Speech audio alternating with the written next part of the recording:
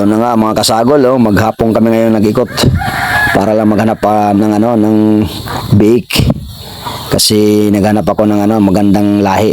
Gagawin ko sanang inahin na dalawang biik na babae. Dito nga kami napadpad sa may Mondragon, dito sa papuntang Malubarok. Ayan, ang ganda ng klase ng baboy nila, yung biik nila. Ayan, ano yan, white durok. Ang lusog ng ng mga biik. Ito, daming baboy nila dito. Ayan yung barako nila na durok. Pero palagay ko may na yan, may parang may halong pitrin kasi may batik na may batik-batik na. Ayan yung mga nila, gelt. Ayan, white durok yan. Ayan buyag, ang ganda ng katawan. Ayan ang lulusog. Napakaganda ng nila, barako. Kasi may lahing durok. Maganda yung pakasta, palahi. Ito yung gelt nila, na isa buntis. Ayan ang ganda ng katawan.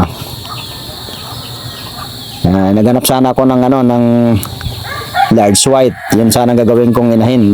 Wala akong mahanap ng large white, kaya Landrace. Yung F1 naman, ang mahal ng F1. Crossbreed ng Landrace at saka large white. Yun sana magandang gawing inahin. Ayan Wilsonin ang lusog, ang ganda ng katawan. Ito yung bagong panganak nila. Ayan yung mga biik ang cute. Ngayong December 15 daw yung yung walay. Ang lusog ng biik ang cute Ayan unang anak pa lang yung down nila. Sabi ng katiwala. Yan. Itong white turok na to. Ayan bagong panganak. Dalawa yan. Bali yung isa kanina. Tapos ito. Dito ako pipili ng bibilhin ko. Dalawa.